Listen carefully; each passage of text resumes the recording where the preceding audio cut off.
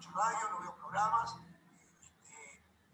no tengo redes sociales, pero tengo el mejor comunicador y el mejor responsable de... Voy a silenciarlos a todos.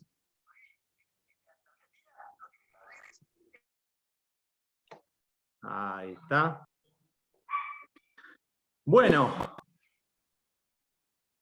Buenas tardes, ¿cómo les va? Bienvenidos y bienvenidas a este taller de redacción contractual que organiza nuestro Colegio Profesional de Martilleros, Corredores Públicos de la provincia de Córdoba. Les queremos agradecer especialmente a las autoridades, al presidente Marcelo Prato, la vicepresidenta Miriam Pagani, que han, la verdad, hecho una labor muy interesante para justamente tomar aquellas inquietudes que hoy tienen los colegiados. Y es, la verdad, un gusto recibirlos a todos. Les vamos a pedir primero a todos que se silencien para que podamos justamente poder escuchar a nuestro disertante del día de hoy. También queremos agradecer especialmente al martillero Axel Smulovic, que ha sido uno de los que también ha sido gestor de estas ideas sobre cómo continuamos con las capacitaciones y cuáles son un poco los requerimientos.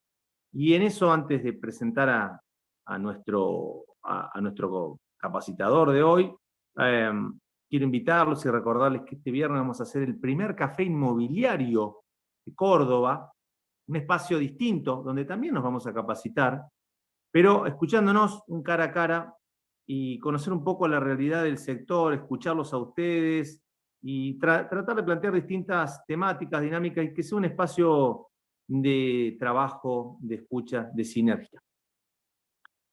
Así que recuerden, este próximo viernes de ahora, a las 19 horas en nuestra sala de remate.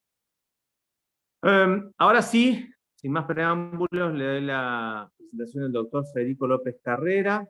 Federico, bienvenido. Bueno, muchas gracias. ¿Qué tal? Buenas tardes a todos. Muchas gracias, Federico, por acompañarnos. La verdad que es un gusto que hoy esté. Federico, les comento, es abogado, es titular disciplinar de la materia contratos 2 de la Universidad Siglo XXI, o contratos de empresa. Además somos colegas, de allí nos conocemos como profesores.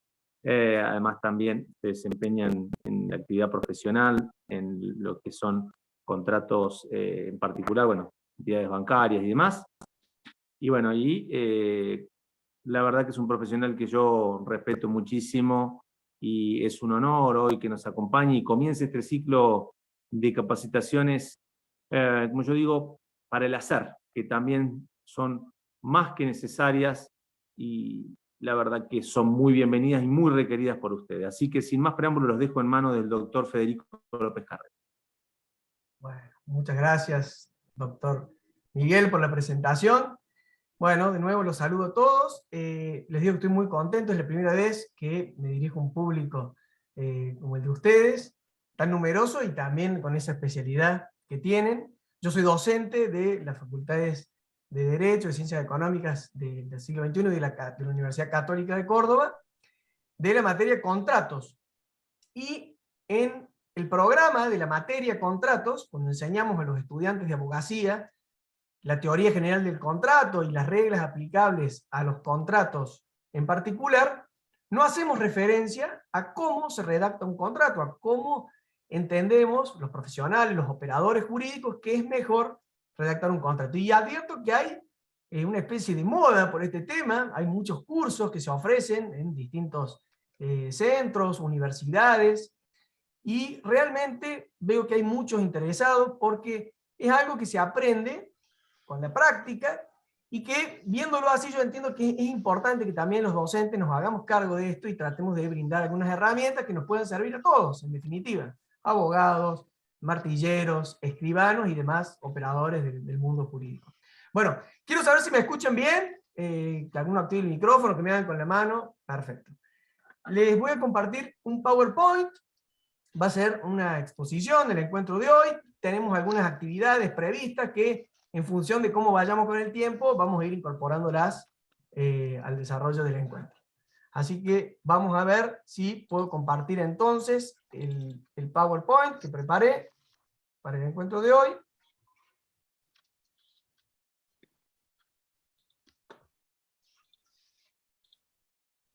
Vamos a poner ahí compartir pantalla. Perfecto, ¿ahí ven bien?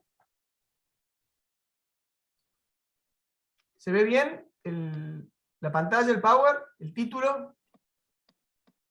Si alguno me hace con la mano o me activa el micrófono. Sí, profe, Sí, se ve perfecto. Excelente. Bueno, muchas gracias. Mientras voy admitiendo a los que se van incorporando tardíamente al encuentro. Perfecto. En la primera filmina de este PowerPoint ponemos el título del taller de hoy, que es redacción contractual, y la idea es brindar algunas reglas técnicas de redacción de contratos. Ahí está mi nombre, la fecha de hoy, y vamos a empezar con el desarrollo del encuentro. A ver, vamos a ir admitiendo un minuto hasta que se ponga.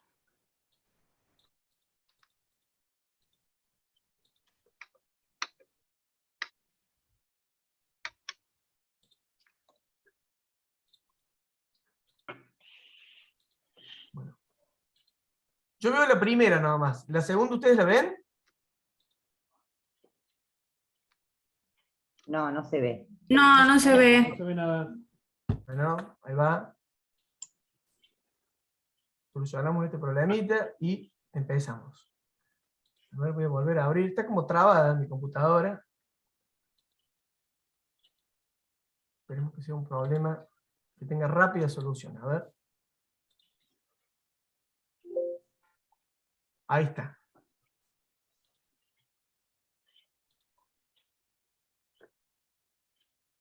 Bueno, ¿ahí pueden ver? Sí. Bueno, Sí, ahí sí. la segunda, excelente. El esquema, el plan del encuentro de hoy es el siguiente. Primero vamos a abordar unas nociones introductorias, luego veremos los temas más importantes, que son las reglas técnicas de redacción contractual, es el corazón de este encuentro, lo más importante, donde nos vamos a detener en algunas reglas generales, veremos ciertas pautas de diseño, reglas referidas a la organización de un contrato, de una cláusula, luego veremos consejos, sugerencias con relación a las oraciones y a las palabras que empleamos en el contenido de un contrato. Y por último, para cerrar, algunos tips, consejos, referidos a los pasos o a las etapas que hay que tener en cuenta para elaborar contratos y cláusulas contractuales. Así, a modo introductorio, lo primero que tenemos que decir es que la palabra contrato, si lo buscamos en el diccionario de la Real Academia Española, nos dice que es una palabra que viene del latín, contractus, y las dos principales acepciones son la de pacto o convenio, oral o escrito entre las partes, entre partes que se obligan sobre materia o cosa determinada y a cuyo cumplimiento pueden ser compelidas. Y luego, en la segunda acepción, habla del documento que recoge las condiciones de un contrato. Y esto es algo que hay que decir de entrada. El contrato no solamente es el instrumento, el documento en el que está plasmado un acuerdo, un pacto, un convenio, que tiene técnicamente la palabra recibe el nombre de contrato, sino que cuando hablamos de contrato podemos estar hablando, por ejemplo, de un contrato verbal, es decir, un acuerdo entre dos o más partes, y que no esté plasmado por escrito. Lo que nos interesa, por supuesto, en este encuentro es aquellos contratos que se ven por escrito, y veremos cómo mejorar esa redacción, es decir, cómo mejorar esa instrumentación para que sea más claro para los destinatarios de ese instrumento legal.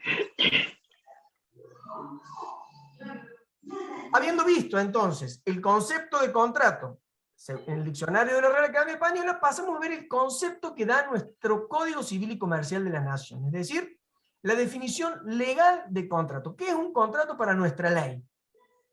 En el artículo 957 del nuevo código, ya no tan nuevo, ¿no? El 1 de agosto del 2015, se establece que el contrato es el acto jurídico mediante el cual dos o más partes manifiestan su consentimiento para crear, regular, modificar, transferir o extinguir relaciones jurídicas patrimoniales.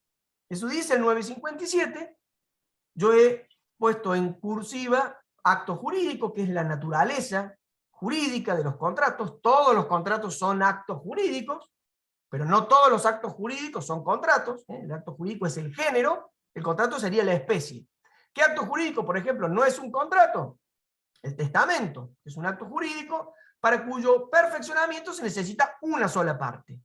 Acá vemos en esta definición que puse que está subrayado dos o más partes, porque eso es uno de los elementos o requisitos de existencia de todo contrato. Los otros elementos de la definición que están subrayados hacen referencia a otros dos requisitos de existencia de todo contrato. Entonces, ¿qué son los requisitos de existencia de todo contrato? Aquellos elementos que sí o sí tienen que estar para que podamos decir nosotros que un acuerdo de dos o más personas, partes, es un contrato y no es, por ejemplo, una convención o no es un pacto, que a veces son puestos como sinónimos, ¿no? Convención, contrato, pacto. Así podemos decir que si hay un acuerdo entre dos personas sobre algún tema o asunto determinado, hay una convención, un convenio. Bueno, si ese convenio, ese acuerdo, esa convención tiene consecuencias jurídicas, será una convención o un convenio jurídico. A su vez, si ese convenio jurídico, que es, reitero, un acuerdo de dos o más partes que crea, modifica relaciones jurídicas, tiene un contenido patrimonial, es un contrato.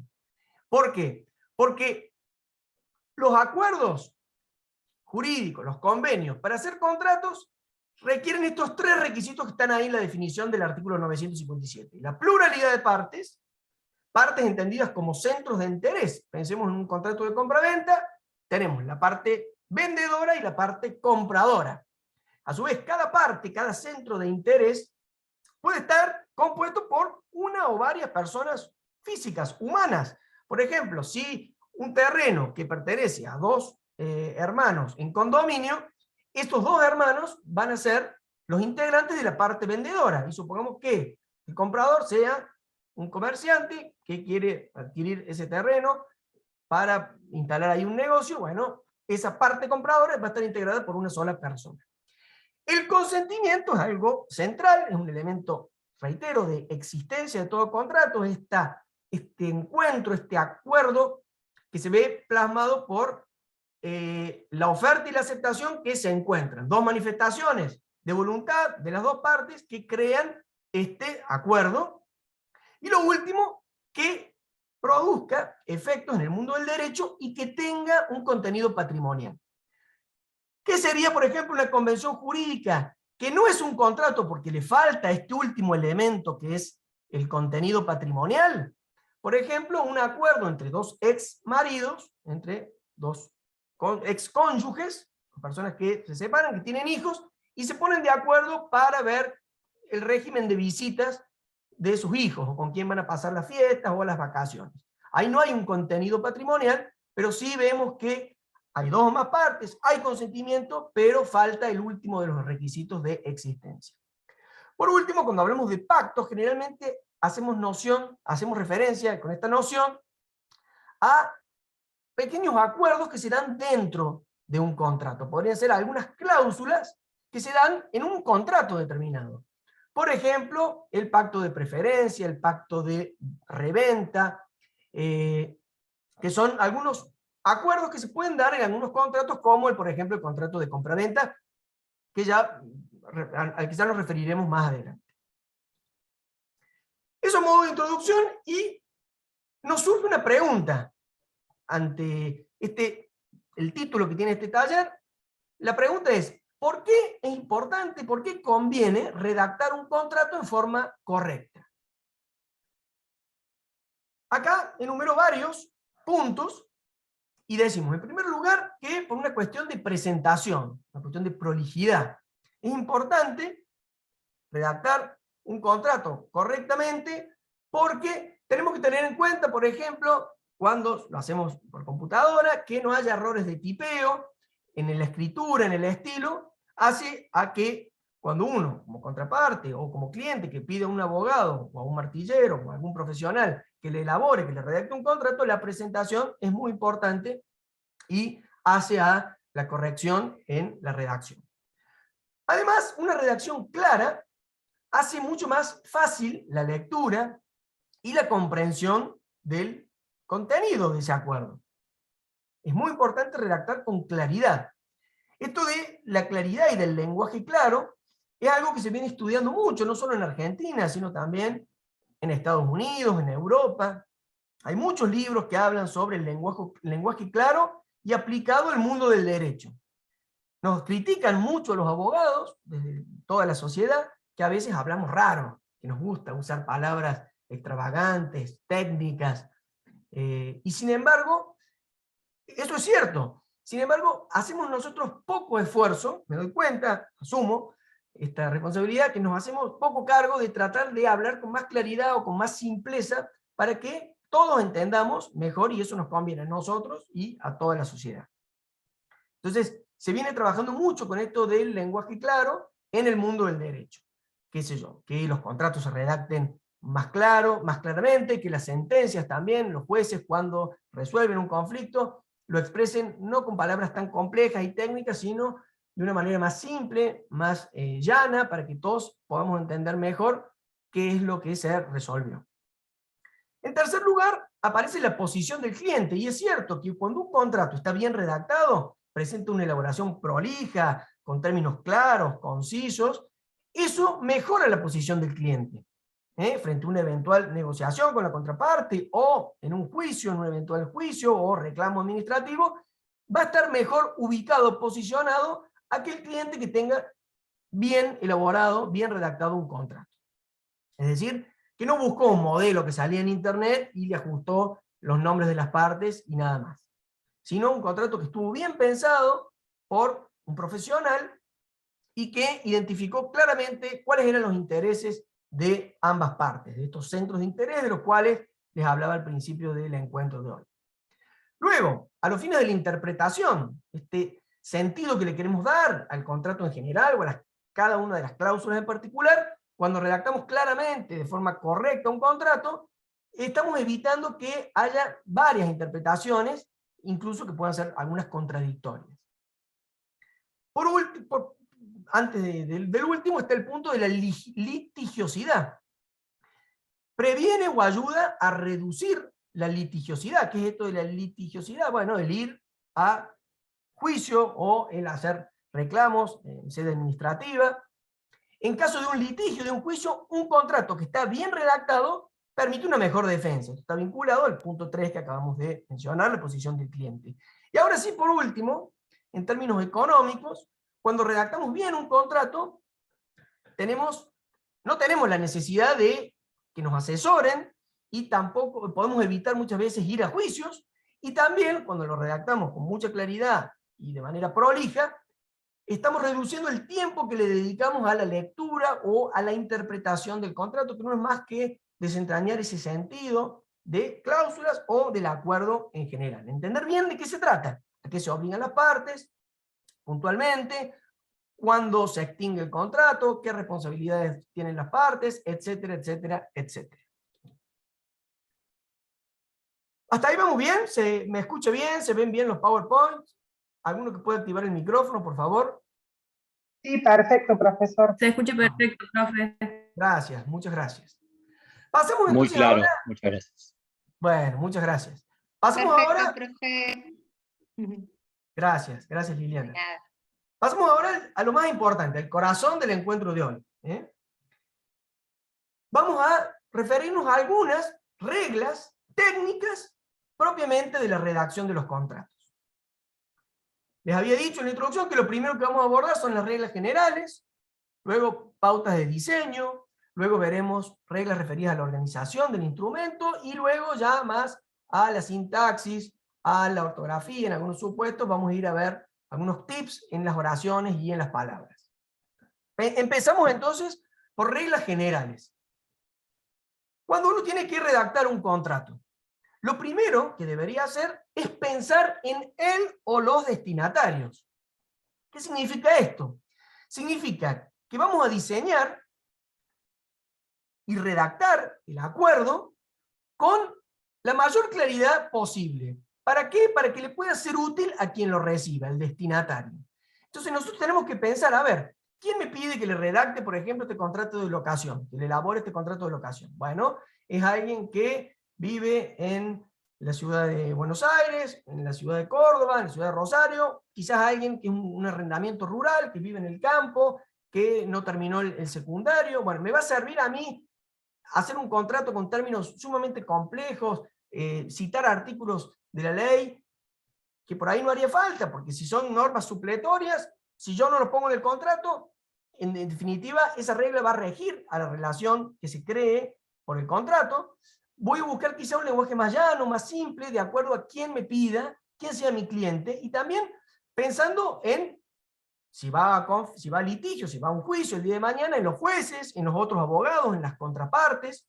O también podríamos pensar en un destinatario abstracto, es decir, en alguien que tiene conocimientos medios, una persona de conocimientos medios, como podemos decir, una persona que puede interpretarlo aunque no sea abogado, pero que puede entender bien de qué se trata el negocio. Pensar en un destinatario abstracto nos puede ayudar justamente a no ser tan técnicos cuando lo redactamos al instrumento.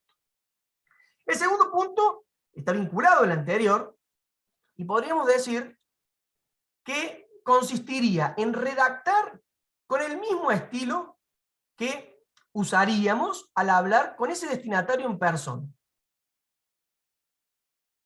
Esperen que voy a seguir admitiendo acá a algunos colegas suyos que se van uniendo. Bueno, creo que ahí estamos. Les decía que redactar con el mismo estilo que usaríamos si estuviéramos cara a cara con esa persona, ¿no? Está vinculado al anterior, tenemos que pensar a quién está dirigido este instrumento, quién nos lo pide, para qué es, y pensando también en el futuro, qué pasaría si hay algún conflicto y tenemos que ir a la justicia, por ejemplo. Bien. Bueno, nos sirve esto. Luego, cuando redactamos el instrumento, es aconsejable también usar ejemplos, colocar ejemplos, y de esta manera facilitamos la expresión de las ideas, la exposición de los temas que trata el contrato. Ponemos ahí ejemplo, una cláusula, la cláusula décima, podría ser cualquier número, referida a los gastos en un contrato de compraventa, o quizás un boleto de compraventa, este instrumento privado que suele hacerse antes de la escritura pública. En esta cláusula que pusimos como ejemplo, se dice, el comprador pagará los gastos de escrituración y los demás costos vinculados con la hipoteca. Supongamos que tenía garantía de hipoteca por el saldo de precio. Pagaba una parte el comprador y luego se comprometía a pagar en fechas sucesivas el resto del precio. Bueno, constituye una garantía, un derecho real de hipoteca, se tendrá que hacer por instrumento público, por una escritura pública, entonces, este contrato. Y ahí mismo, fíjense, a continuación de la cláusula, ponemos, por ejemplo, honorarios del escribano, folios y aportes notariales, gastos de inscripción. Ahí vemos que nos estamos refiriendo, para dar mayor claridad, para facilitar la expresión de estas ideas, a qué se entiende por gasto de escrituración y demás costos vinculados con la hipoteca. Con esa frase que ponemos demás costos vinculados con la hipoteca, dejamos abierta la posibilidad de que haya algún gasto que no esté incluido en los ejemplos y que también esté a cargo del comprador. Se entiende con esta redacción que esa enumeración es ejemplificativa, además le ponemos por ejemplo, y no es taxativa, es decir, no se limita justamente a esos puntos que están ejemplificados en la cláusula. Luego, como última regla general, tenemos que siempre y cuando se pueda hacer esto, es conveniente entregar una copia, una prueba en papel a todos los posibles destinatarios. En el ejemplo que pusimos, era un boleto de compraventa, en el que había dos personas humanas que integraban la parte vendedora y uno que integraba la parte compradora, se harán 3 contratos, el mismo tenor, y acá cada uno tendría que tener una prueba, un contrato similar, una copia de ese contrato, que se instrumentó de esa manera. Pasemos a la segunda categoría de reglas técnicas de redacción contractual. Acá, esto quizás es lo menos importante, pero tengan en cuenta que son meras sugerencias que hacen a esto que yo les decía de la presentación. Acá cada uno tiene su estilo, su impronta, y esto es para mí lo menos importante, pero hace, como les digo, a una presentación correcta y a que sea mejor recibido quizá por un destinatario, una contraparte, el mismo cliente. No les digo acá hacer contratos con letras de colores para que sea más agradable, más divertido, no tan aburrido, sino justamente respetar cierta seriedad, pero podemos usar alguna que otra letra diferente, algunos colores, bueno, es lo que vamos a ver ahora. Empezamos diciendo que muchas veces tenemos contratos de muchas páginas, son contratos extensos, y lo que se sugiere en esos supuestos es elaborar un índice de contenidos. Un índice de contenidos que estará en la primera página del instrumento, en el que figuran bien todos los capítulos, secciones o partes que puede tener el contrato. Eso ya lo vamos a ver a continuación, cuáles serían las principales partes, secciones o capítulos que puede tener un instrumento contractual. La segunda pauta de diseño es aquella que indica o que sugiere la utilización de tipos de letra y tamaños de letra que sean fácilmente legibles. ¿Por qué? Porque esto mejora la visualización y de esta manera facilita la comprensión de los textos. Acá, reitero, meras sugerencias. El tamaño mínimo sería el 12, puede ser 14 o más, tampoco la idea es que haya letras súper grandes y que por ende el contrato sea de muchísimas páginas, salvo que cobren lo que hacen el contrato por página, y hay capaz que les convenga hacer letras enormes. No, pero fíjense siempre en esto de buscar la legibilidad, el fácil acceso a aquellos que buscan alguna información en ese contrato que aparezca con claridad, y que se pueda ver, no esa letrita chiquitita que ponen, qué sé yo, en las pólizas de seguro, por ejemplo. Bueno, ahí vemos realmente qué poco amigable que es para alguien leer estos instrumentos, u otros instrumentos como por ejemplo los contratos por adhesión de telefonía celular, o algunos instrumentos similares. Entonces, tamaño mínimo 12, un tipo de letra amigable, amena, como puede ser la Arial, Calibri, la Times New Roman, las que les parezca. Luego, tener en cuenta, más o menos contar, si estamos frente a la computadora, que pueden ser entre 50 y 70 caracteres por línea, por renglón, ir viendo. Hay que ver también ahí la cuestión de los márgenes, ya vamos a referirnos a eso también. También se sugiere que coloquemos un espacio adecuado entre cada una de esas letras. Miren, todo eso se puede configurar en el Word, exploren todas estas herramientas que tenemos, en los distintos modelos de Word, se puede realmente perfeccionar mucho la utilización de estas herramientas, el Word, el Excel, puntualmente en los contratos del Word, para presentarlo de una manera más prolija, que las letras no estén tan juntas, que estén correctamente distanciadas para que se lea con mayor claridad. Seguimos con las pautas del diseño, y esto que les decía, ya yendo al texto en sí, sugerible, colocar márgenes suficientes. No un margen que va hasta la mitad de la página, sino uno razonable, de 2-3 centímetros, el lado izquierdo, el lado derecho, de arriba, de abajo. Un interlineado amplio también predispone mejor a la lectura de ese instrumento. Yo diría que un 1,5 está bárbaro, quizás un interlineado 2 también está bastante bien, pero yo, en lo personal, utilizo más el interlineado 1,5. Esto es algo también que se ve mucho en los contratos, en los escritos judiciales, que se abusa de la utilización de la negrita, del subrayado o de la cursiva, de la letra itálica. En la medida de lo posible hay que evitar esto, y si se coloca, bueno, tiene que ser muy limitado, muy moderado su uso, para no sobrecargar también el texto en su fase estética, en lo que hace el diseño del mismo. Otro punto sugerido es, por ejemplo, dentro de una cláusula, utilizar números o viñetas, como los que están puestos ahí en el PowerPoint, para separar temas. Ya vamos a ver que cuando diseñamos un contrato, lo ideal es, primero, alistar todos los temas que vamos a tratar de incluir en ese acuerdo. Y luego, una vez que tenemos los temas, vamos teniendo las cláusulas, y dentro de una cláusula podemos tener subtemas, es decir, temas del tema que conviene tener bien separadas, como les digo, utilizando números. Supongamos que a la cláusula le ponemos un número, el número 1, y luego tenemos un subtema, podemos poner 1.1, 1.2, o vamos haciendo estos asteriscos o flechitas para que quede claro que son subtemas dentro de una cláusula. No sé, pensemos por ejemplo uno que hable de la vigencia del contrato. Bueno, ponemos en un 1, o pongamos, no va a arrancar con esa cláusula, un contrato, pero pongamos el punto 5. 5, vigencia del contrato, así llamamos esa cláusula. Ponemos 5.1, plazo. 5.2, renovación automática. 5.3, facultad de rescindir el acuerdo. Bueno, ahí pondríamos distintos temas dentro de una misma cláusula. Luego, también aconsejamos emplear un espaciado mayor, poner más espacios al que siempre usamos, entre el final de una cláusula y el comienzo de la siguiente. Es decir, que estén separadas las cláusulas por un espacio mayor, que se entienda que acá termina una cláusula y acá comienza otra.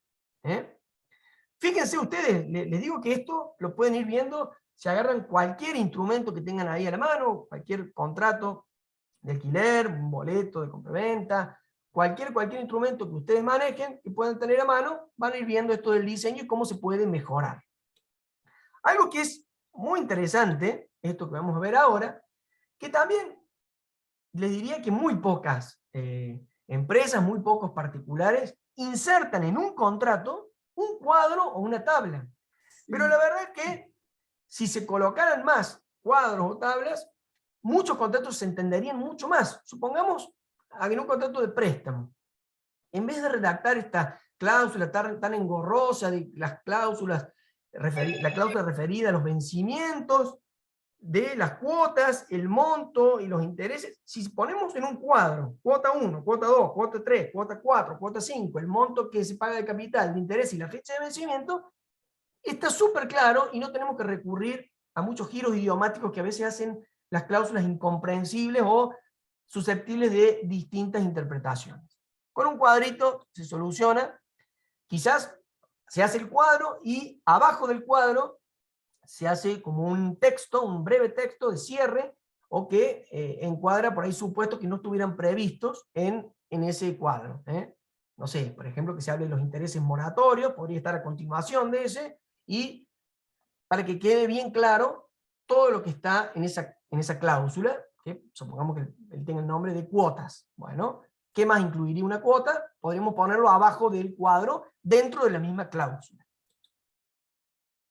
¿Hasta ahí vamos bien? ¿Se va entendiendo? Sí, perfecto, profe. Bueno, excelente. Sí, perfecto. Bueno, gracias. Gracias por responder. Vamos ahora a las reglas referidas a la organización del contrato. Esto es muy importante porque los contratos tienen una estructura, también acá vamos a sugerir una estructura.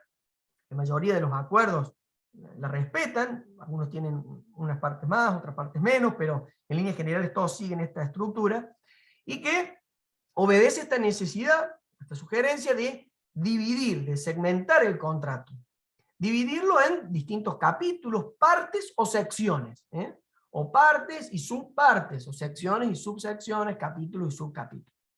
Esto que les decía al principio, de pensar qué vamos a decir en este contrato. Si es un contrato de compraventa, bueno, sí o sí vamos a tener que, además de identificar a las partes, buscar precisar de la mejor manera posible la cosa que es objeto de ese contrato, un auto, un terreno, una casa, una bicicleta, lo que fuera, y después el precio, sí o sí tiene que estar. Entonces ya tenemos la cláusula del encabezado, de las partes, la cláusula referida a la cosa, la cláusula referida al precio. Veremos si incluimos alguna de estos pactos, como el pacto de reventa, retroventa, preferencia. Veremos si incluimos la de incumplimiento, supongamos que se pactara el pago de la cosa en cuotas y hubiera incumplimiento, bueno, ¿cuándo se puede resolver? Si hay multas, sanciones. Todo eso van a ser los temas, bueno, vamos a hacer como el esqueleto, el diagrama del contrato. Entonces, la estructura de un contrato, que lo vamos a ver a continuación, por eso ahí lo pongo en rojo, porque va a ser objeto de un análisis más detenido.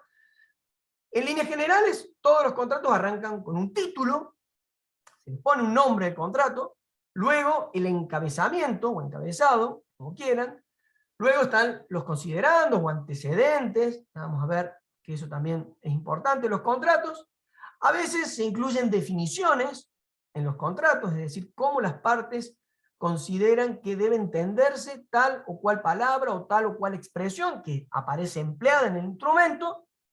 Luego viene el corazón del contrato, que son las cláusulas, el clausulado, podría estar antes todo esto que les mencioné, luego vienen las cláusulas enumeradas, como ya vamos a ver a continuación.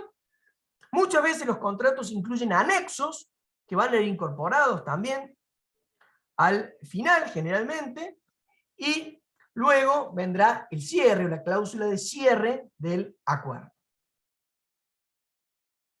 Luego de tener en cuenta esta división del contrato, en esas partes, vamos a referirnos a que cuando pensamos en estos temas, en estos aspectos que deben estar incluidos en el acuerdo, cada aspecto, cada tema debería estar en una cláusula. Sería lo ideal. Reitero que hay cláusulas que tienen 2 o 3 temas, y era por eso que aconsejamos separar esos subtemas con números, con viñetas, con símbolos.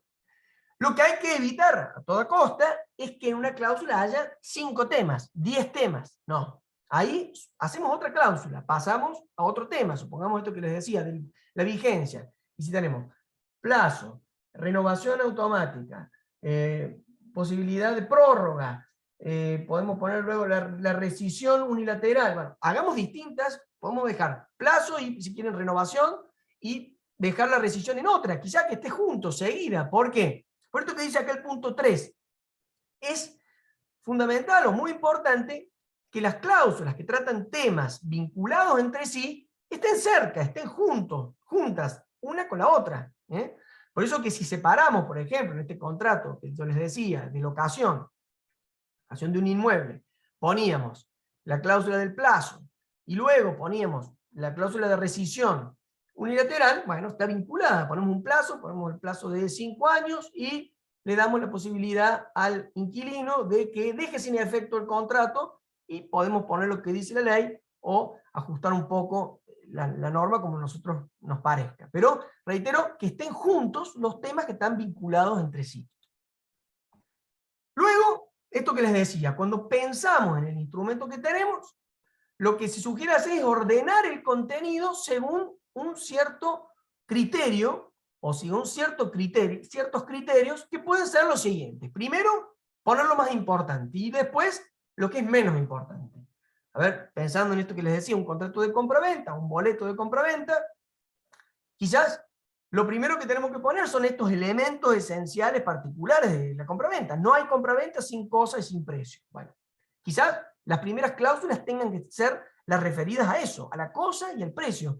Y después quizás pongamos aspectos que son menos importantes, como el lugar de entrega de la cosa, o qué pasa si se demora en la entrega de la cosa el vendedor. Bueno, quizá eso es menos importante que precisar qué es lo que se compra, se vende y cuál es el precio que se paga como contraprestación.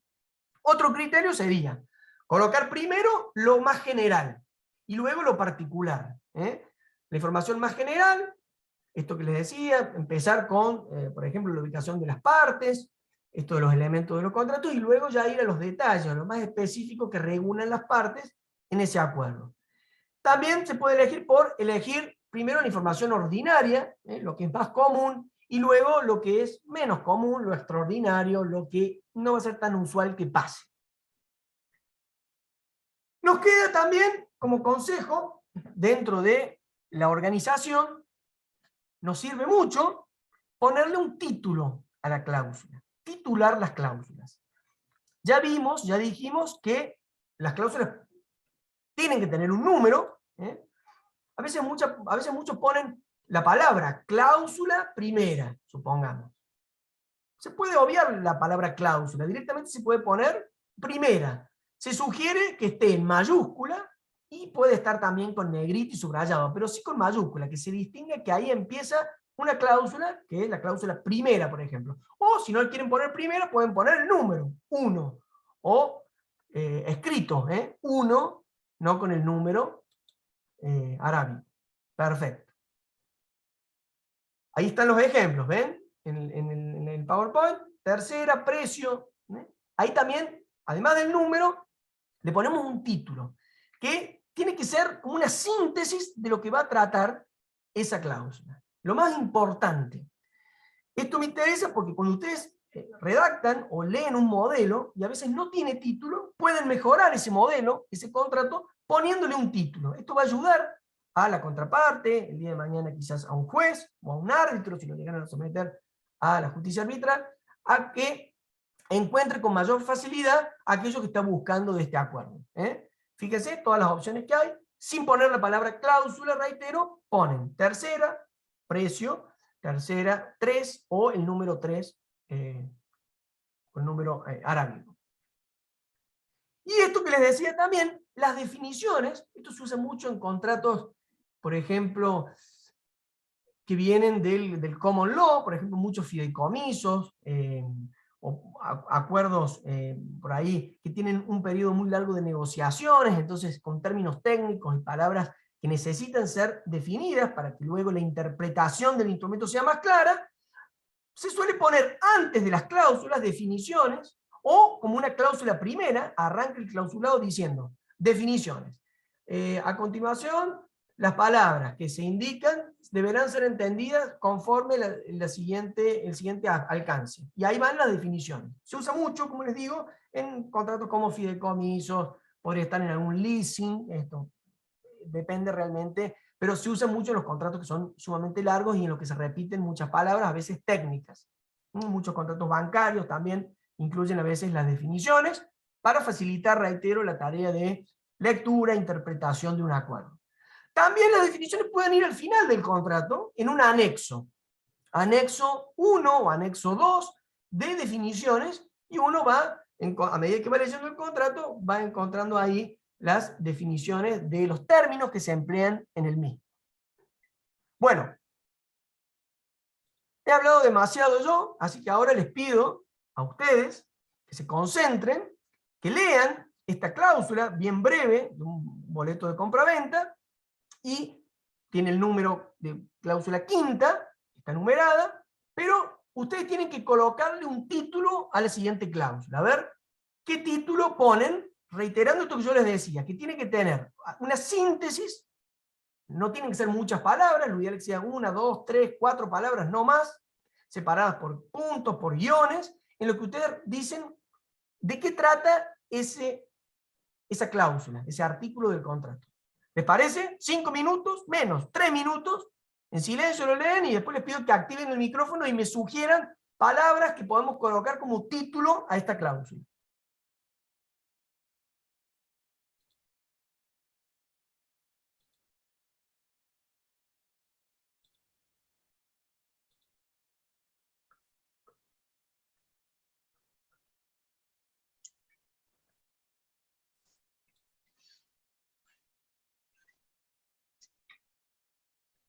La posesión. ¿Cómo? ¿Alguien habló? Sí. Posesión. A ver, Néstor. Toma de posesión. Entrega de Bien. la posesión, diría yo. Toma de posesión. Graciela, ¿vos qué decía, perdón? Entrega de la posesión. y, Solo posesión. Para Bien, mí también, un poco más, solo un poco más, posesión. solo posesión, que es una palabra muy técnica. Bien, Posesión del inmueble. bueno, Transferencia de la posesión real. bueno, medio largo queda esa, Sí, pero la bien. verdad. Posesión, solo posesión. Posesión, sí. Obligaciones Toma de del la comprador. posesión. obligaciones del comprador, esa es muy amplia me parece, pero podría ir. Solo también. posesión, me A mí me parece. gusta solo posesión. Y yo les pregunto, Posesión. ¿es el único tema que trata esta cláusula? No, también No. No, No, de las impuestos, obligaciones impuestos y gastos. Posesión y obligaciones del de los comprador. anteriores. comprador. Bien. Posesión y obligaciones del comprador. Bueno, Claro. también queda un poco amplia. Alguien dijo ahí Posesión, impuestos, obligaciones. me gusta, porque tasas y contribuciones, si bien podríamos englobarlo diciendo tributos, pero es una palabra muy técnica. Si hablamos de impuestos, podríamos incluir Posesión tasas, e impuestos. pero servicios Posesión no e estarían dentro impuestos. de Pero impuestos. impuestos suena a impuesto, Servicios positivo, y tasas a veces puede ser contribución. Claro, por eso. Posesión y obligaciones. Sí, Claro. posesión y obligación. A mí me gusta Posesión y esto. obligaciones. Posesión, Para mí la también. dejamos, estamos en la mayoría de acuerdo. que Posesión y obligación. Posesión, posesión y obligación. Posesión y obligaciones. Bueno, pero que obligaciones es muy amplio, porque hay más, por ejemplo, ahí la obligación ser gravámenes. del comprador no está. Es la obligación nuclear central del comprador. ¿Ven? Gastos. Como obligaciones del comprador, yo pondré Especiales. Posesión, impuestos. bien, esa me gusta. Posesión, yo le agregaría servicios, porque servicios no está incluido dentro de los impuestos. En cambio, tasas podríamos entender que sí. Claro.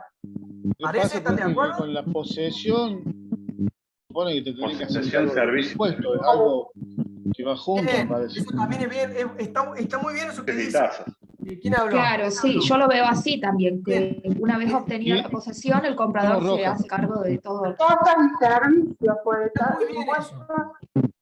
Está muy bien eso. O sea, que quizás la última parte de la cláusula sería innecesaria, pero esto también sirve para hablar de que cuando hay algunos aspectos que por ahí parecen obvios, sin embargo, todo lo que es referido a pago, quién paga, qué paga, cuándo paga, no importa que reiteremos por ahí, que reiteremos soluciones que da la ley o que el sentido común, y en los contratos a veces tienen que ir cláusulas sin llegar a ser redundantes, ¿no? Sin ser redundantes, ponemos cláusulas o aspectos que, aunque estén en el sentido común o lo diga la ley, muchas veces lo dice el código a estos aspectos, quién paga, a cargo de quién están todos estos gastos como los impuestos, servicios, a cargo de quién tiene la posesión, lo ponemos porque es un tema sensible. ¿Quién paga y cómo paga? Lo que abunda no daña en este supuesto. ¿Se entendió? Profe, pero lo dice ya en el punto. Por eso yo digo posesión y ya de entrada uno ya sabe que se tiene que hacer cargo Por eso, de la deuda. lo dice. Podría no estar la última parte, pero se sugiere que se coloquen estos agregados de que asume la compradora los impuestos, servicios y tasas, aunque si no lo pusiéramos también se entendería así, porque es un tema sensible el tema de los pagos. Se sugiere agregar esto en los contratos cuando se refiere a estas cuestiones. ¿Se entiende, Guillermo? Perfecto, profe, perfecto.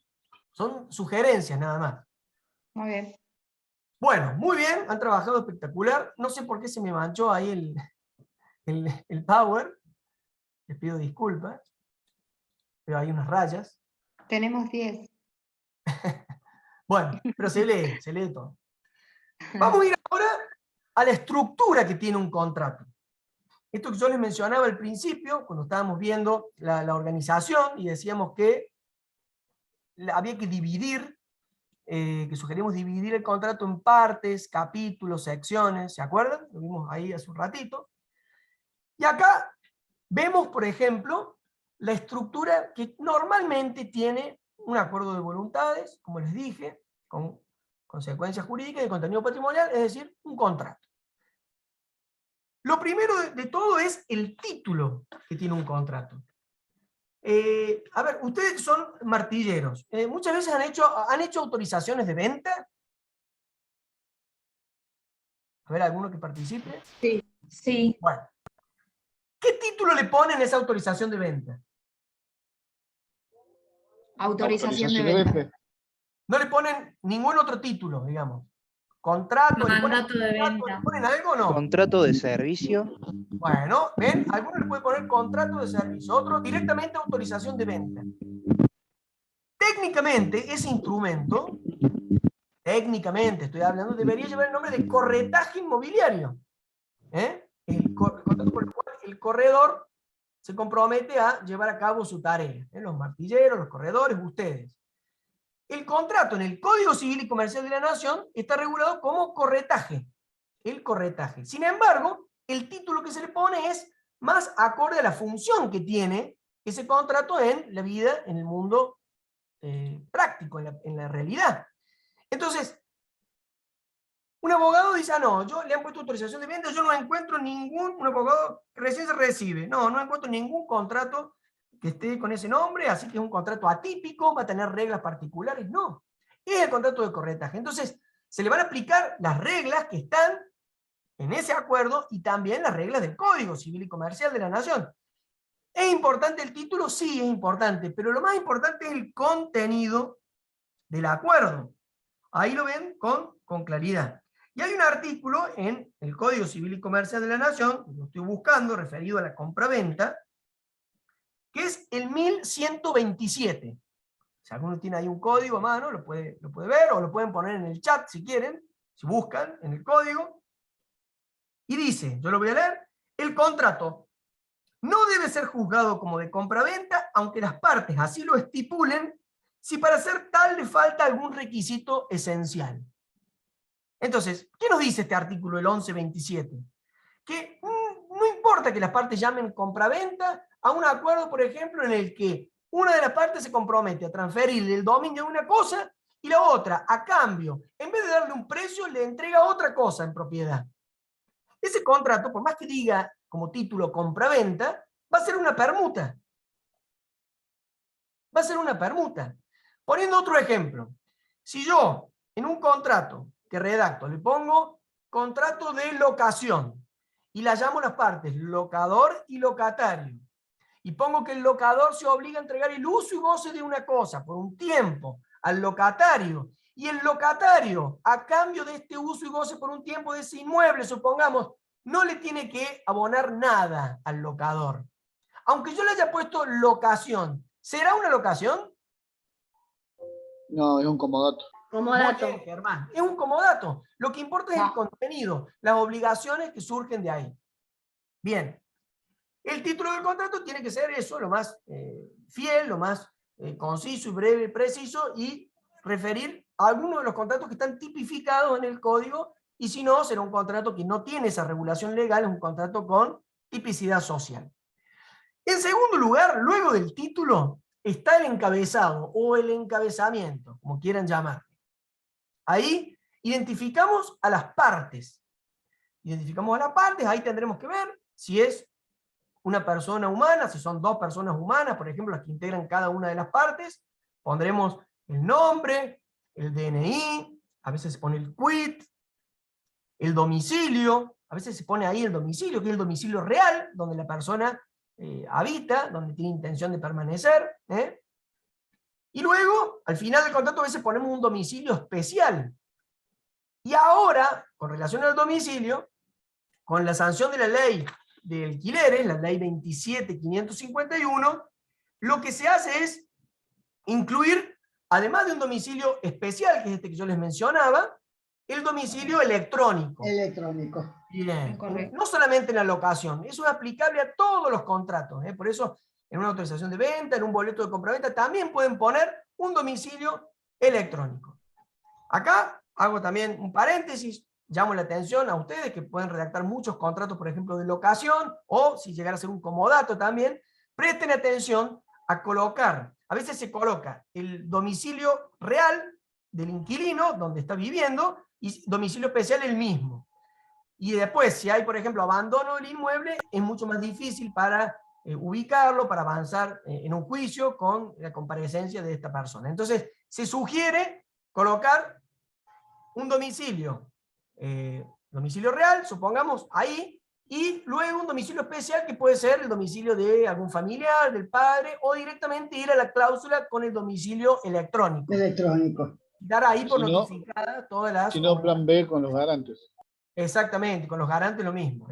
Pero eso, al principio no haría falta que pongan todos los domicilios, sino simplemente un domicilio real, que es donde vive esa persona, y luego en otra cláusula puede ir el tema de los domicilios. Bien. El domicilio electrónico tendría que ir en una cláusula aparte que diga domicilio especial. Sí, se suele poner en una cláusula aparte. O ya vamos a ver ahora, más adelante, que suele ir al final, como una disposición final. Ustedes pueden titular así una cláusula y dentro de esa cláusula, como subtema, poner bien los domicilios y constituir un domicilio electrónico. Sí, iría aparte, sería más prolijo. Ok, gracias. Bueno, no, de nada. Luego, entonces, del encabezamiento van los considerandos, antecedentes, preliminares.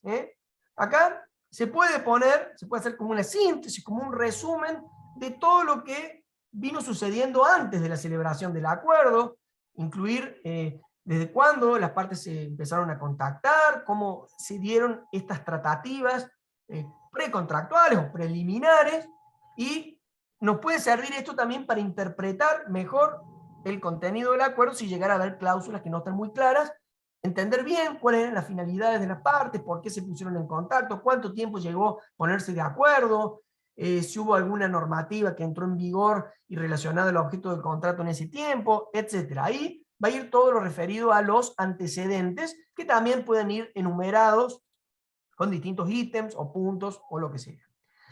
Luego de los antecedentes viene el clausulado.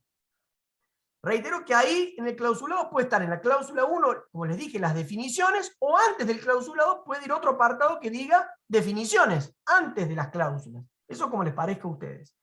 Y cuando empiezan a armar las cláusulas, ya les decía, piensen en un contrato de compraventa, en la cosa, en el precio, es importante que ustedes ubiquen las cláusulas dentro de, como les digo, un tema y distintos subtemas, que podrían ser capítulos o subcapítulos. Por ejemplo, lo que está puesto ahí en el Power, obligaciones, aspectos generales, hablar de las cosas, de los hechos y derechos, el plazo, el precio, si hay exclusividad, pensemos en los contratos de comercialización, como la concesión, como la distribución, la exclusividad es esencial, es muy importante. Luego las obligaciones de las partes, bueno, y al final, como les digo, bueno, causales de terminación, cómo se extingue este contrato, rescisión, resolución por incumplimiento, puede haber multas, sanciones, lo que ustedes quieran, lo ponen ahí. Al final puede ir una cláusula de confidencialidad, todos los datos que las partes se comuniquen van a ser confidenciales, la otra parte no lo podrá divulgar o aprovecharla en su interés. Y luego, disposiciones finales como referidas a modificaciones, cómo se van a cursar, cómo se van a implementar estas modificaciones, también cómo se hacen las notificaciones, la ley aplicable, lo de los domicilios que les decía, qué tribunales van a entender, y puede haber también al final una cláusula referida a los anexos, que diga, todos los anexos que se han mencionado, las partes los suscriben y forman parte integrante de este contrato. Al final, para no poner, cada vez que mencionemos anexo 1, anexo 2, anexo 3, anexo 4, para no poner al lado de cada una de esas menciones el cual forma parte integrante y las partes suscriben de conformidad, lo ponemos al final. Y arriba nada más mencionamos en las cláusulas los anexos. Luego puede ir un capítulo o una parte referida a la transcripción de los anexos.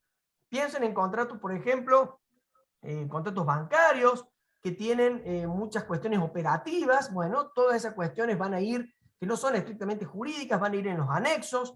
Puede ir en un contrato de préstamo, de un mutuo entre particulares, en el anexo también un esquema con las cuotas, el pago de las cuotas, los intereses, parecido al que vimos antes, eso lo ven ustedes. Y luego al final un cierre, que va a hablar lugar y fecha de celebración del contrato, cantidad de ejemplares, supongamos que había dos partes, bueno, y dos personas humanas, o una empresa y una persona humana, que iba a decir, Córdoba, 4 de julio del 2022, se firman, se suscriben 2 ejemplares, y se suele colocar esta frase, que es una formalidad, de un mismo tenor y a un solo efecto. Tenor hace referencia al contenido. ¿Cómo, Graciela?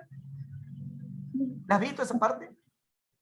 ¿Esa expresión? Es muy común, como les digo, en el cierre. Cierre de los contratos. Bueno.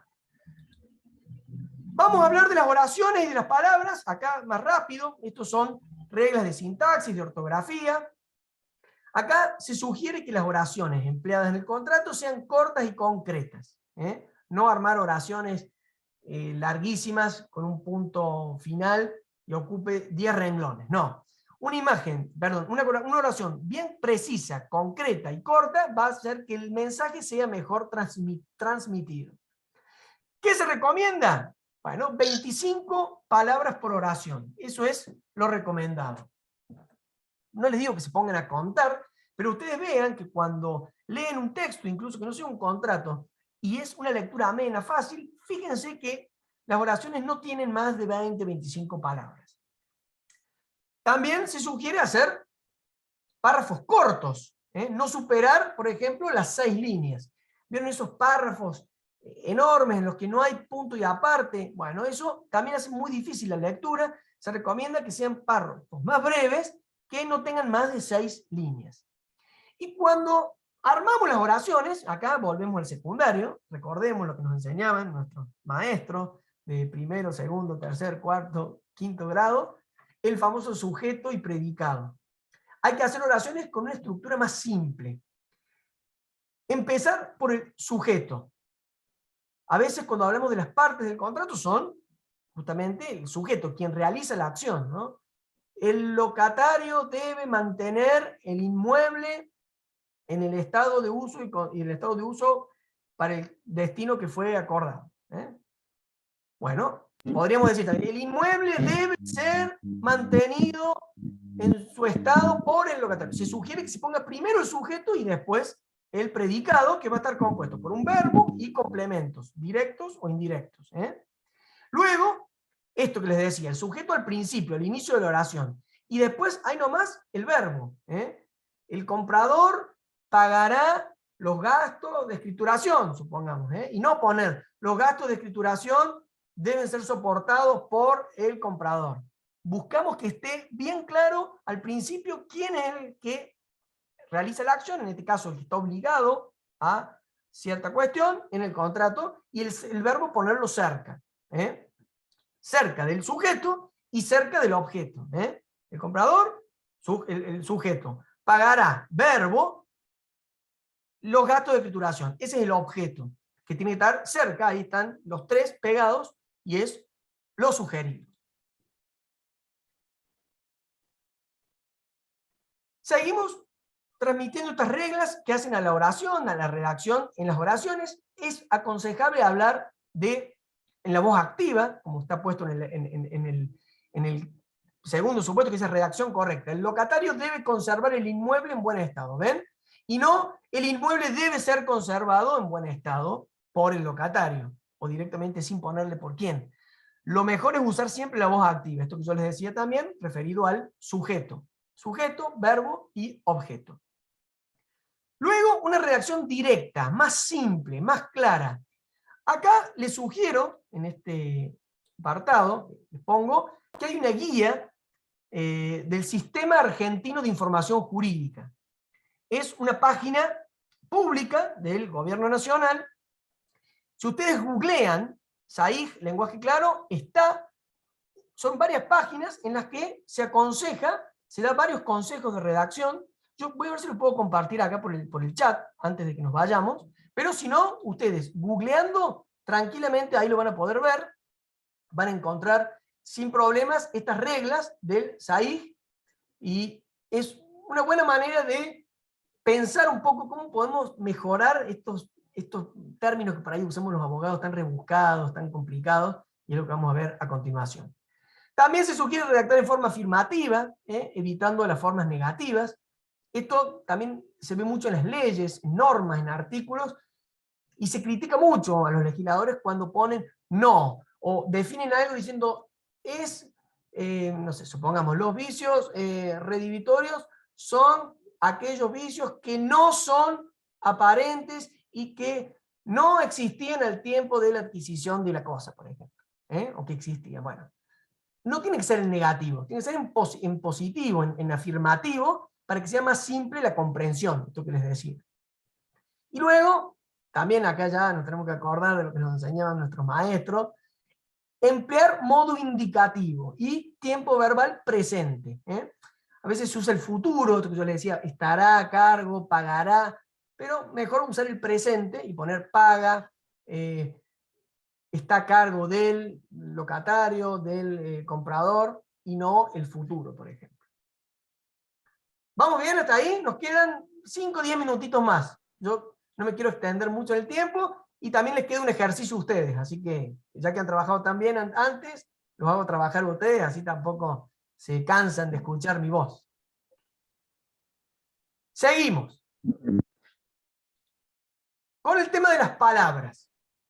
Acá, esto que les decía al principio, cuando pensamos en los destinatarios, no usemos palabras raras, complicadas. Acá no estamos escribiendo un poema, tampoco no tenemos que ganar el premio Nobel de literatura cuando hacemos un contrato. Acá lo importante es que el otro entienda, que mi cliente, que la contraparte, que el día de mañana un juez puede interpretar con claridad qué se quiso poner ahí, cuál fue la voluntad de las partes, la intención común de las partes. Usar palabras comunes, familiares. Y también evitar lo siguiente, por ejemplo, giros usuales, palabras o giros usuales del lenguaje jurídico. Nos encanta a los abogados, a veces también a los martilleros, usar palabras con, no obsta que, sin perjuicio de, podemos simplificar, usar conectores más simples, pero, o poner un punto y seguir y, o, y no ir buscando estas palabras, estas expresiones, sin perjuicio. No obstante lo cual, vamos a lo más simple y llano para que se entienda bien el mensaje. Tampoco usar esta abonar, remunerar, usemos la palabra pagar. ¿Para qué usar estas palabras más inusuales, más comunes? Vamos a lo que realmente se entiende. Esto es lo que tratamos de hacer, o lo que yo por lo menos trato de hacer cuando redacto un contrato. También esto, las partes acuerdan, se tiene por convenido, se deja constancia. Ya está, si estamos haciendo un contrato, evidentemente las partes están acordando esto. Se tiene por convenido, y sí, se deja constancia, las partes pactan. Se establece, a veces se pone, pero en los contratos, reitero, se puede poner, hay que evitar esto, pero se puede poner acuerdan, pactan, convienen, pero si lo evitamos, mejor. Las partes estipulan, también puede ser un sinónimo, pero, reitero, no hay que abusar del uso de esas expresiones. A veces hay un error que cuando nos referimos a una ley, a algún artículo, decimos, tal artículo estipula que... No, lo que estipula son las partes en un contrato. La ley, o un artículo de ley, establece, dispone, pero no estipula. Eso lo dejemos para un contrato, que es lo que estamos viendo ahora. Tampoco, esto hay que evitarlo, tampoco hay que usar extranjerismos. Nos encanta también a los abogados meter palabritas en latín, que estudiamos cuando veíamos derecho romano, pero hay algunas que pueden ser necesarias poner, como ad referendum, ad corpus. Las que hay que evitar son las que son innecesarias. Por ejemplo, lo que se manifestó infra. No, lo que más abajo se explicitará, o se va a explicitar. ¿Por qué poner infra? O supra, el aquo, tribunal aquo ad quem. No nos hagamos lo que manejamos un idioma, una lengua muerta, vamos a lo concreto y al español que tiene tribunal de alzada, tribunal de primera instancia, no tribunal aquo, tribunal ad quem, que sería la Cámara, un tribunal de segunda instancia. Usemos los términos correctos en español. También esto es muy común en los contratos, es como que nos da miedo sacar una de estas palabritas. Pensemos, en una cesión de derechos siempre se pone el cedente, cede, transfiere. En realidad estamos duplicando una idea, porque la cesión implica justamente la transferencia de la titularidad. ¿Qué hace un curso? Hay que poner directamente cede o directamente transfiere. A veces ponemos, si fuera una cesión, una venta de algún bien en particular, vende, cede, transfiere los derechos. No, directamente una de esas palabras, y ya estamos diciendo lo mismo, estamos triplicando, duplicando a veces las palabras, las ideas, y hay que evitar eso. Luego, hay que explicar términos técnicos que sean de uso imprescindible. Esto puede estar en la cláusula que yo les decía al principio de las definiciones. O sea, no es explicar por explicar, es explicar aquello que realmente es importante que las partes sepan de qué se trata. No sé, supongamos definir en un contrato de préstamo qué vamos a entender por interés punitorio o una cláusula penal. Bueno, tiene que estar entendido por las partes en una cláusula, lo que se entiende de la parte en una cláusula en particular. Luego, se sugiere eliminar palabras innecesarias. van a ver, acá en el ejercicio que yo les puse, pueden ustedes sacar palabras que si las suprimen, el sentido de la cláusula es el mismo. Ese es el ejercicio que tienen que hacer ustedes. Ven un contrato que tiene muchísimas palabras, una oración, plantéense qué pueden eliminar y que el contrato tenga el mismo sentido. Lo van a ver en el ejercicio que tienen que hacer ahora, evitar palabras innecesarias y también redundantes, que quieren decir lo mismo, como lo que vimos recién, vende, cede, transfiere. Bueno, estamos hablando de lo mismo. Disculpe, Luego, doctor. Colegas, apaguen el micrófono, por favor. sí, si pueden apagar el que lo tiene ahí prendido, gracias. Y luego, como consejo, las palabras, usar siempre la misma palabra para referirse a algún concepto. Supongamos que nosotros arriba, ¿no? En el encabezado, dijimos, la parte de este contrato son Federico López Carreras, DNI tanto, domiciliado en tanto. Y entre paréntesis ponemos el vendedor. Cuando yo en el contrato ponga el vendedor, todo el mundo va a saber que se está refiriendo a Federico López Carreras. No habría que poner en una cláusula Federico López Carreras, en otra el vendedor, en otra poner el enajenante, que es un sinónimo, pero yo para hacerme el que manejo el español quiero poner el enajenante para que vean que uso sinónimos. Reitero, el contrato no es una obra de arte, no es un texto en el que nos tenemos que lucir en el uso del lenguaje. Lo tenemos que lucir en la claridad en el que expresamos las ideas en el contrato. Bueno, lo hago trabajar ahora, y ya nos queda la última parte de la clase. Fíjense, acá lo que tienen que hacer ustedes es, de acuerdo a todo lo que estuvimos hablando, leen la cláusula que está abajo y reelaborarla. De acuerdo a todo lo que ustedes consideren necesario, útil para que sea más clara, legible, sencilla. No tienen que poner contenido ni modificar el sentido auténtico original que tiene. Lo que sí pueden hacer y deben hacer es eliminar palabras, esto que les decía, palabras innecesarias, redundantes, o pueden sustituir esas palabras por otras que mejoren, que hagan más simple, más clara la redacción. Les doy 5 minutos para que la lean bien, es una cláusula corta, y después vamos a ver una posible solución o vamos a ir viendo todo lo que va surgiendo de sus inquietudes. 5 minutos y lo vemos, ¿les parece? Perfecto. Doctor, gracias.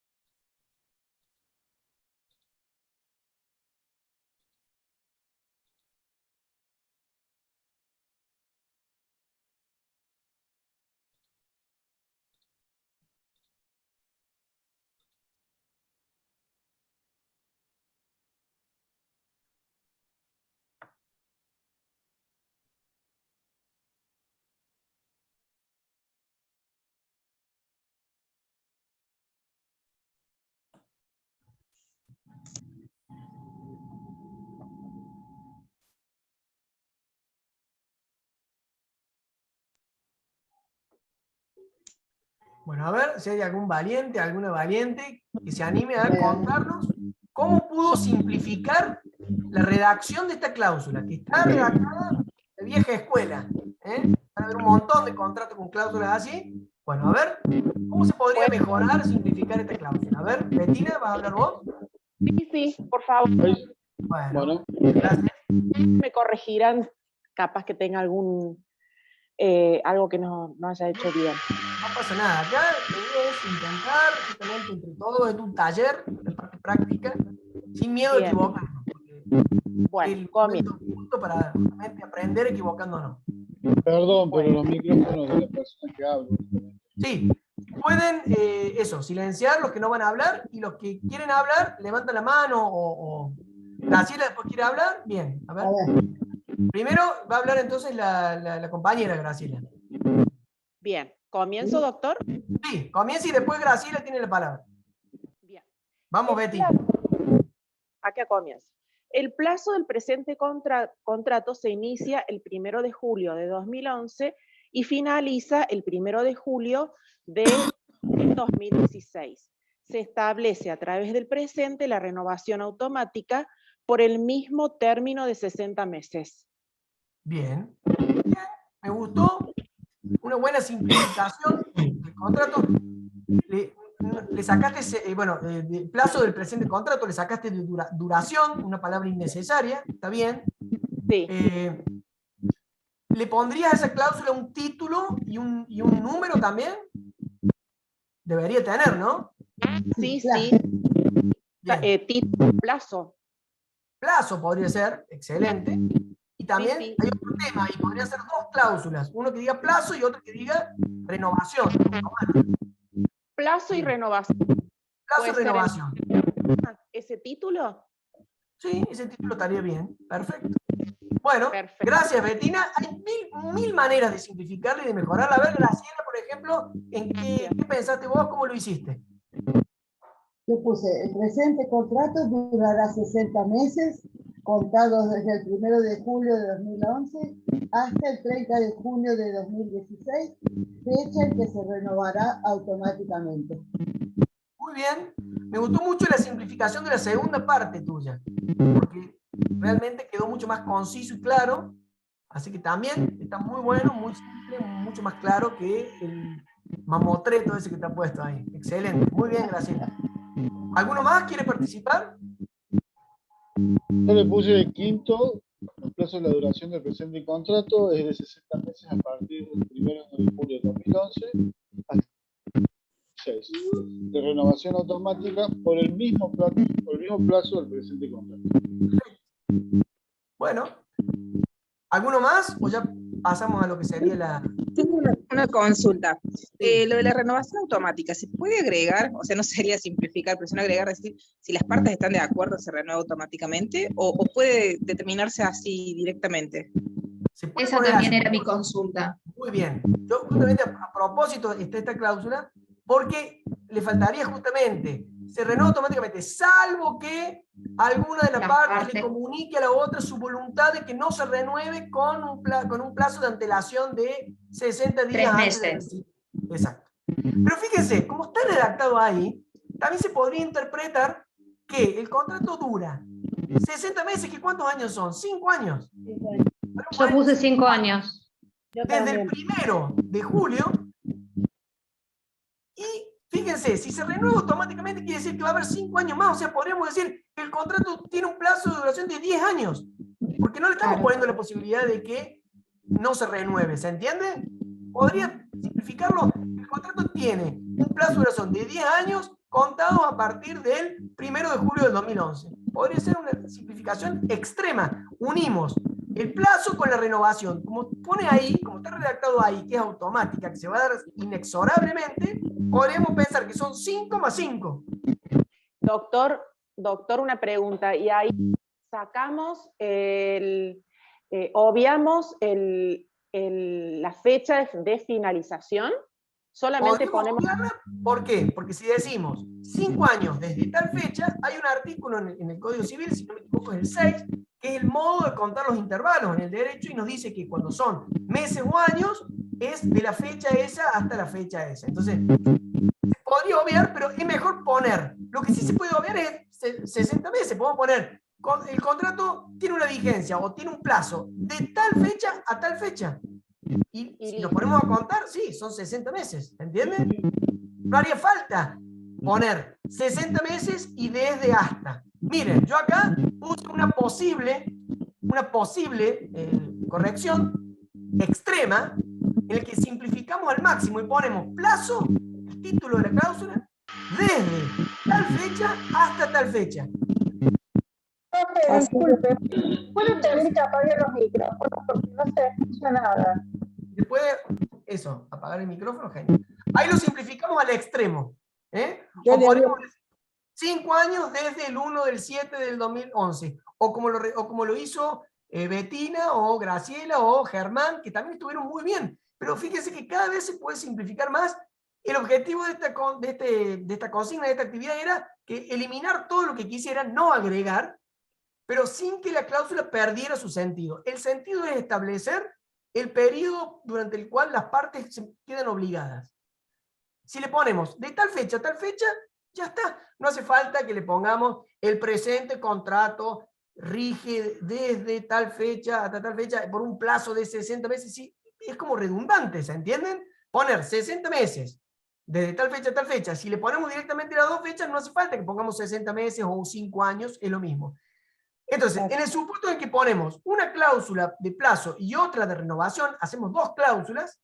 Recuerden, acá están juntas, es lo que les decía yo en uno de los Power, que se sugiere poner cláusulas relacionadas juntas, plazo y renovación, plazo y rescisión. La facultad que tiene una de las partes de extinguirlo antes de que vence el plazo. Como por ejemplo pasa en la locación, que el inquilino puede ponerle fin al contrato. En el código se habla de resolución, pero en realidad es una rescisión, una cuestión muy técnica, pero rescinde el locatario, le pone fin, le paga al locador una multa de un mes, si dentro del primer año, de un mes y medio, perdón, de un mes y medio si dentro del primer año, de un mes si dentro de transcurrido el primer año. Luego de los 6 meses... Profe, una pregunta. Sí. Ahí, en este caso, se podría aplicar bien, por ejemplo, poner una cláusula, subcláusula. Sí. De plazo y renovación. Yo generalmente hago eso. Perfecto. No sé si... Muy bien, le pones dos plazos, 2.1 claro. Y 2.2 la renovación, ¿sí? La renovación. Identificando con eso. Bien, perfecto. Bueno, muy bien. Han trabajado también muy bien. ¿Querías preguntar algo, Norma? Sí. No, yo lo había resumido así, plazo, 2 puntos. Del 1 de julio de 2011, con vencimiento del 1 de julio de 2016. Excelente. Renovación, 2 puntos, automática por el plazo igual del establecido. Excelente, mira, muy parecido a esta corrección sugerida.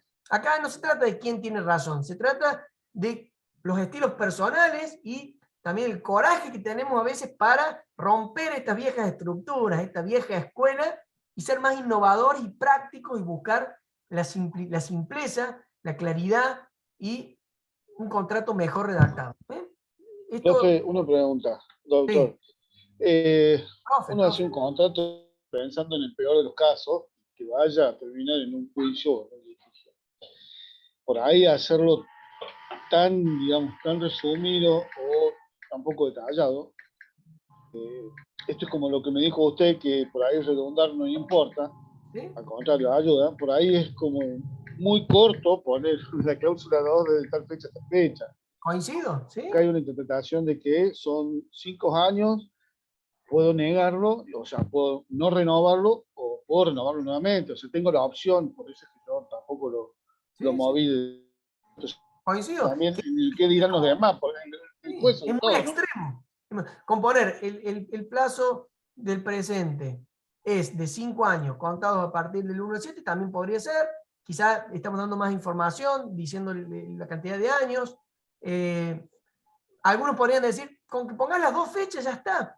Dicen, yo la verdad que no manejo el inglés y no he viajado a Estados Unidos, a los países anglosajones, pero que la tendencia ahora es poner directamente, no poner tantas palabras, poner las cláusulas con números y directamente en plazo poner 107-211-0107-2016, como vieron cuando muere una persona que le ponen la fecha de nacimiento y la fecha de muerte. Bueno, simplificarlo al extremo, ni siquiera poniéndole de o desde hasta. Bueno, quizás de algunos años nosotros le copiemos a los yanquis, a los norteamericanos, y tengamos mucho más simplificado. Pero yo coincido con vos, Guillermo, Germán, que quizá habría que poner un poquito más de palabras, pero no tanto como las que estaban al principio en esta cláusula, un ladrillo, para poner algo tan simple como el plazo.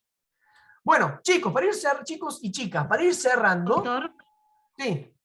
Te quería pedir, si bien a lo mejor no es justo el objeto de esta charla, si al finalizar el curso podrías hacer algún comentario sobre la firma digital de los contratos. Sí, ¿cómo no? ¿Cómo no? Gracias. Bueno, Otra pregunta. ¿Puede ser una pregunta, profesor? Sí. Yo quería consultar con respecto a la renovación automática que se puede mencionar en el contrato. ¿Eso implica que no hay que hacer otro contrato nuevo al vencimiento? Exacto. El mismo contrato. Ese mismo contrato se puede renovar. Tiene un plazo se extiende el plazo. Ahí, claro, no hay que hacer otro contrato nuevo. Perfecto. No, exacto. Está bien, era una duda. Gracias. No, de nada.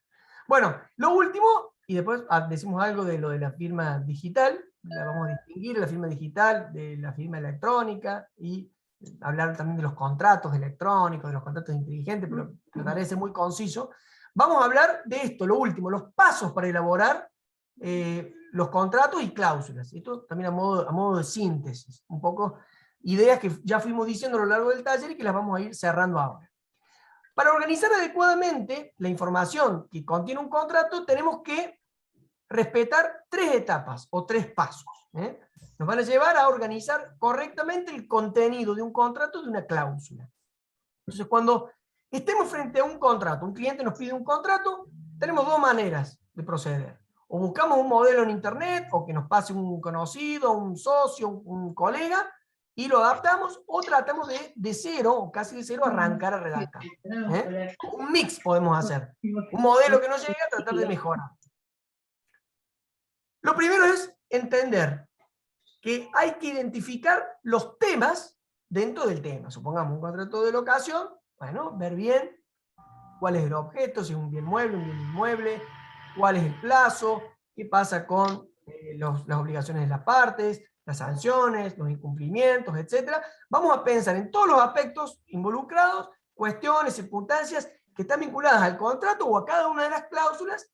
Nos puede servir, por ejemplo, hacer como una lluvia de ideas, alistar los temas sin orden y después los vamos ubicando con estos criterios de los que hablábamos antes. ¿Se acuerdan de poner primero lo más importante, después lo menos importante, lo general, lo especial, lo particular, o cualquier otro que se les ocurra a ustedes, pero que tenga un orden justamente para presentarlo después mejor?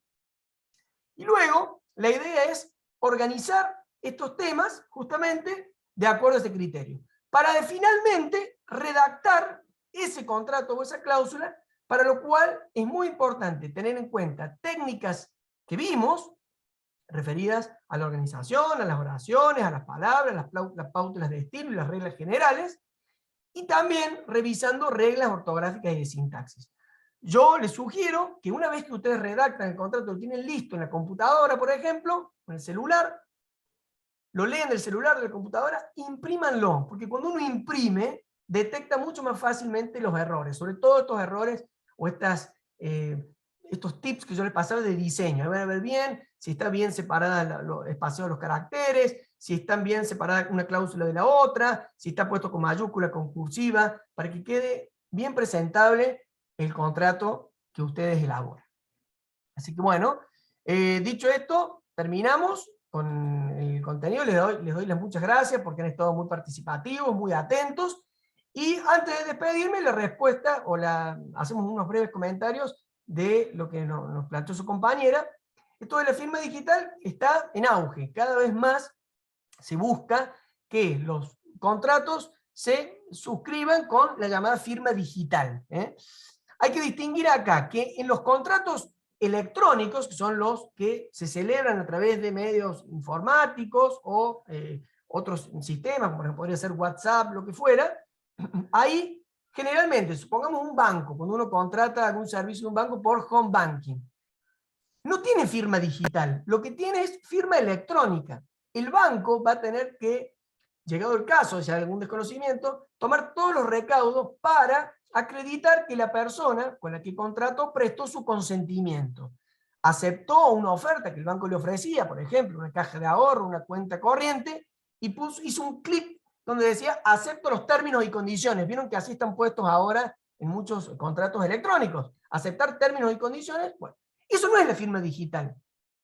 La firma digital requiere que se implemente todo un procedimiento con un tercero, que es quien valida este sistema, este certificador licenciado, que una empresa, supongamos, se usa mucho también en tribunales, o pueden ser escribanos o martilleros que quieran tener firma digital, tienen que tener un contrato con alguno de estos terceros certificadores. Por ejemplo, en Córdoba uno de los más conocidos es Digilogix, y luego cuando firma un instrumento por internet, a través de la firma digital, quien recibe ese documento puede verificar que es de su autoría y que es auténtico. ¿Por qué? Porque la firma digital está regulada en el Código Civil y Comercial de la Nación y está equiparada a la firma hológrafa.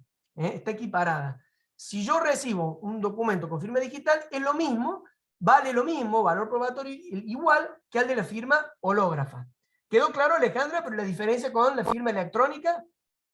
Sí, justamente era la última parte que hiciste mención a que era plenamente válida, era la parte que me interesaba porque por ahí yo no me dedico a mobiliaria, pero por ahí hay dos partes a distancia, ¿no? Uno firmando un contrato acá en la ciudad y el otro en el interior, y esa tranquilidad o confianza de cada uno desde su lugar puede firmarlo y el contrato va a ser plenamente válido. Pero tenía entendido, y creo que lo manifestaste así, que ambos tienen que firmar digitalmente. En realidad, claro, si son un contrato con dos firmas digitales, perfecto, le va a interesar el que recibe la firma y a través de estos entes certificadores. Gracias. Es un tercero que justamente necesita contratar quien emite la firma digital. Bien. Bueno, dicho esto, yo daría ya por terminado el taller. Espero que les haya servido, que les haya gustado. Yo esto lo hago no para lucirme, sino para que les sirva a ustedes. Si el que le interese, después le puede pedir mi correo y me puede mandar un correo para que yo les mande algo de material. En esto he seguido mucho a uno de los grandes profesores que se dedican a esta cuestión más bien práctica de la teoría de los contratos, que es Mariano Esper. Él ha redactado bastantes artículos en doctrina referido a esto, y también, por ejemplo, si no encuentran esta guía de que les dije, el lenguaje claro de la SAIG, me escriben un mail y yo se las paso con mucho gusto. Muchísimas gracias, doctor, porque a mí me pasa que cuando redacto un contrato me agarra un temor por miedo a obviar palabras, y la verdad que esta charla, esta capacitación me sirvió muchísimo, porque de ahora en más voy a redactar más relajadamente, ¿sí? Por supuesto, siempre con mucha profesionalidad, pero más relajada voy a estar para redactar un contrato. Bueno, me alegro mucho. A corregir los que tengo. Ese es el objetivo de la charla, del encuentro, así que bueno, quedo a su disposición, les agradezco mucho, bueno, a Valeria, a Federico Miguel, a todos los que confiaron en mí para que pueda este encuentro, y bueno, quedo a disposición, en serio, para lo que necesiten, se les piden mi correo y yo les mando lo que necesiten, lo que quieran ampliar de este tema. Gracias, muchas gracias, profe. Seguimos en contacto. Abrazo. Muchas gracias, doctor. No, Muchas gracias, que ande muy bien. Muchas gracias, doctor. No, por favor, gracias a usted. Muchas gracias. Muchas gracias. Muchas gracias. Muchas gracias. Muchas gracias, doctor. Muy interesante y muy útil. Muchas gracias. ¿Pueden dar el mail del doctor para que lo tengamos? Sí.